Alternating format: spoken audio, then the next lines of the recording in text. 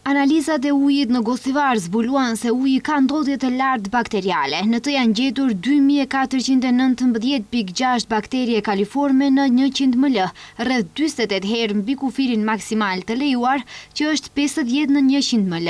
Kështu njoftoi Prokuroria Themelore Publike, duke shtuar se prandaj uji nuk është i lejuar për asnjë përdorim. Prokuroria ka nisë procedurë hetimore për 3 persona për vepër penale kundër mjedisit jetësor dhe natyrës të shkaktuara nga veprimet e ndotjes së ujit të pishëm. Ata njoftuan se në sistemin e ujësjellësit ka ardhur deri te përzierja e ujit me materie të dëmshme nga kanali në tubacionin kryesor të furnizimit me ujë. Në mënyrë shtesë njoftuan se është analizuar një mostër e marrë nga një qezme me ujë në rrugën JNA në Gostivar, në të cilin është gjetur prania e lartë e klorit.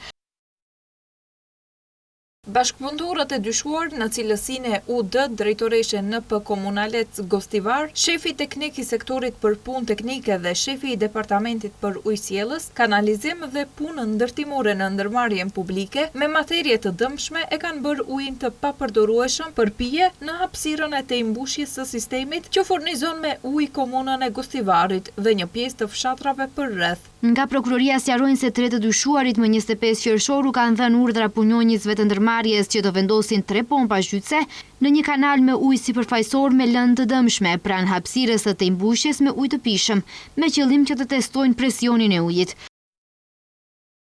Më 16 korrik gjatë inspektimit në vendin e ngjarjes është konstatuar se 2 nga pompat zhytëse ende ishin në përdorim dhe përmes gypave shtytës të vendosur përmes hapjes së tejmbushjes e transportonin ujin me lëndë të dëmshme, baktere koliforme nga sistemi i hapur kanali në hapësirën ku ndodhet uji nga sistemi i ujit të pishëm me cilësi të përcaktuar në mënyrë definitive në sistemin e mbyllur. Artana Hasani, Leon Nuredini dhe Valentin Dervishi të hënën u privuan nga liria.